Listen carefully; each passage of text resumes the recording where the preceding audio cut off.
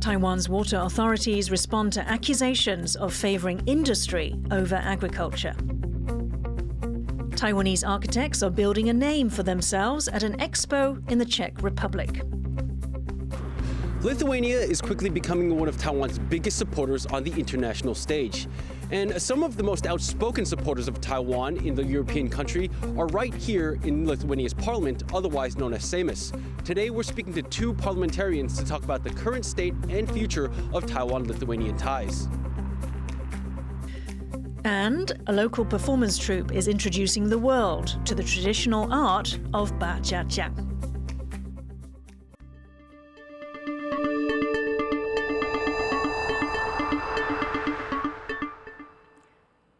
A warm welcome to TaiwanPlus News. I'm Yin Khvat. Officials are limiting water supplies across Taiwan's south amid a historic drought. On Wednesday, Chiayi area officials began lowering water pressure during peak usage hours. Kaohsiung City is set to do the same from March 8th. Tainan City has gone a step further, reducing the flow of water to some residences and businesses. Regional governments are also using different strategies. Kaohsiung is drilling wells that should provide over 130,000 metric tons of water when finished at the end of April. Meanwhile, Tainan has cut its regional water supplies to swimming pools and car washes by 20%.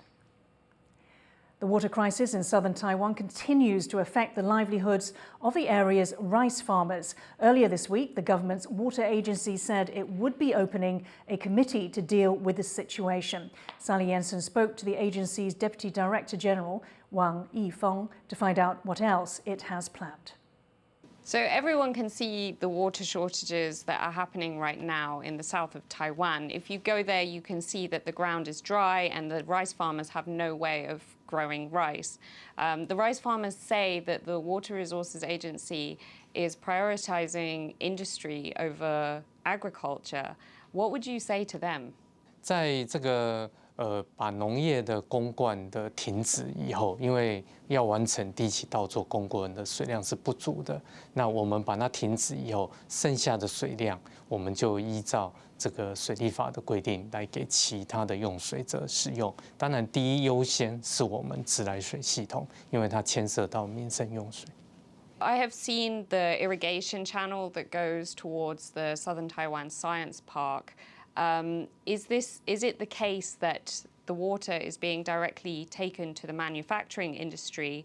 And if it's not, how could you tell the rice farmers that what they are experiencing is incorrect? 因为台湾的这个自来水系统并没有区分工业用水跟民生用水，那因此农民才会误会我们为什么他们停灌了以后这个工业还有水可以使用。 So with the subsidies that you're offering, the farmers tell us that the subsidies are not enough to cover the losses from what they would normally earn from their income.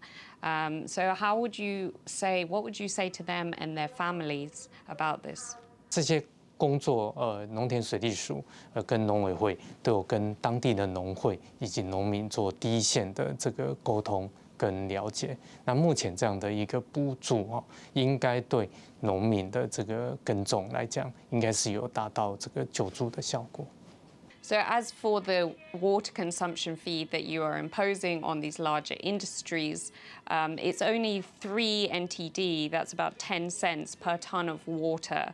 So if you're a large water consuming industry consuming 9,000 tons, that per month is only 27,000 NT per month.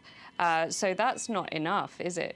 那这样的价格不需要太高，我们定耗水会不是要把厂商的利润跟它分润，并不是，而是要促使它这个节约用水。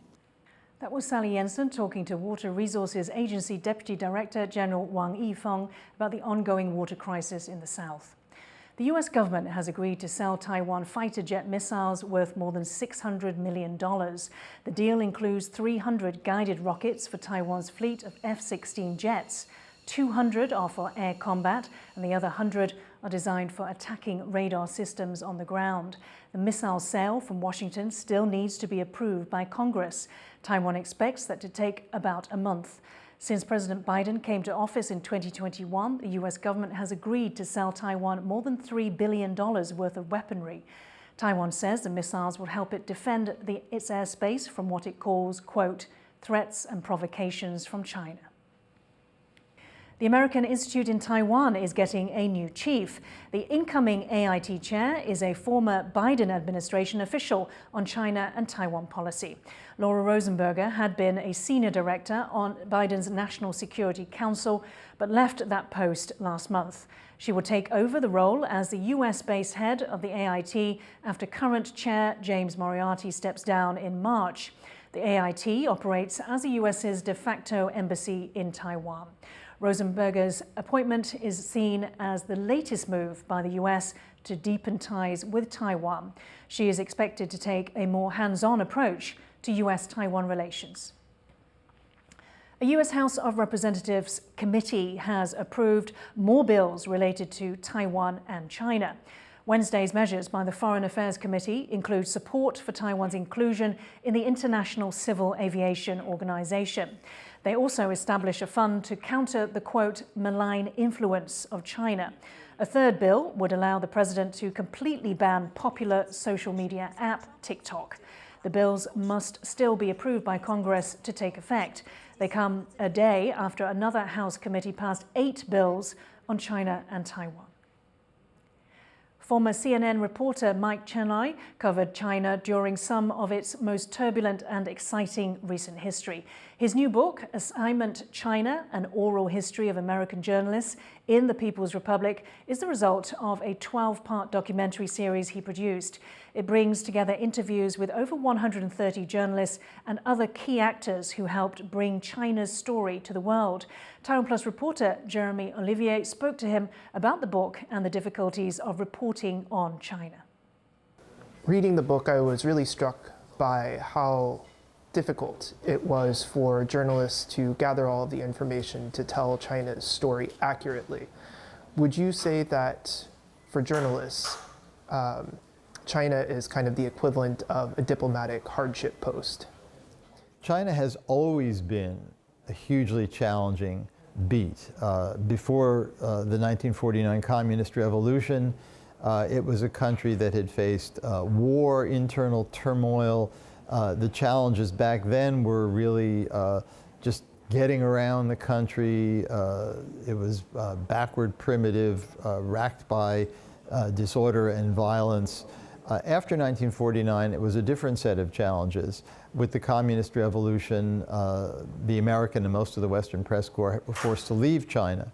Once Richard Nixon went to China, and then after the US and China established diplomatic relations, it became possible for American correspondents to be based in the People's Republic. But that presented a whole host of other challenges. For a long time, travel was very restricted. When I was a correspondent in Beijing for CNN, I opened the CNN Bureau in 1987 and was there for 8 years. You had to get permission 10 days in advance in writing from the Foreign Affairs Office of the place that you wanted to travel. If the degree of openness in the society is kind of ebbed and flowed depending on the state of domestic politics in China and the state of US-China relations. So there were periods, for example, in the late 80s where China was quite open and people were very accessible. But in more recent years, especially under the rule of Xi Jinping, the climate has gotten much, much darker for journalists. It's still possible to travel, but it's quite challenging. Journalists who are there report they're being followed. They're often physically harassed, in some cases beaten up. It becomes increasingly difficult to talk to people because people are afraid to talk to reporters. Now, in the book, you label Taiwan the new listening post for many foreign journalists who were expelled or barred from entering China since 2020. How has China coverage evolved since the arrival of these correspondents in Taiwan? Taiwan has increasingly become a kind of new center for China watching. It has the advantage that it's a Chinese-speaking society. There has been a lot of back and forth with mainland China. There are certainly a lot of people who follow events in mainland China.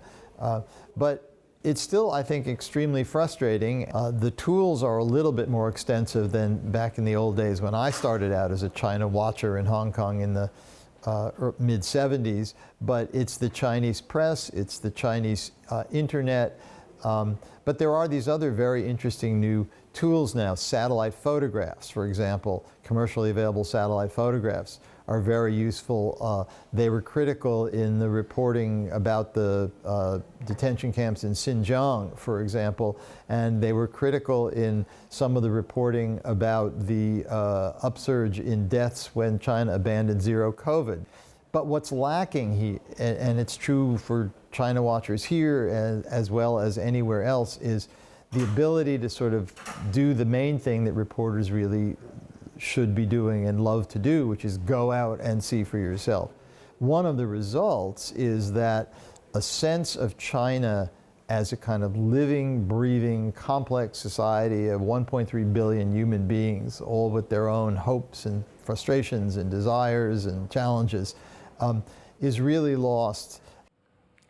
That was author Mike Chinoy speaking with Jeremy Olivier. You can check out a longer version of the interview on our website, TaiwanPlus.com. Taiwan's friendship with the Czech Republic, also known as Czechia, has been blossoming. The European country's political support for Taiwan has grown significantly in recent years. And now Czech people are also becoming more aware of Taiwanese innovation and creativity. Rik Glauert reports from the Czech capital Prague, where Taiwanese architects are holding a landmark exhibition. This is the Czech National Library of Technology in Prague, where a first-of-its-kind exhibition is showcasing more than 100 projects by Taiwanese architects, all of which demonstrate how socially responsible building design can serve and protect the communities they are part of. Behind the event is Taiwanese architect Cho Jun-yu. He's the founder of Taiwan Center, a space for Syrian refugees in Turkey built out of pieces of the border wall between the two countries.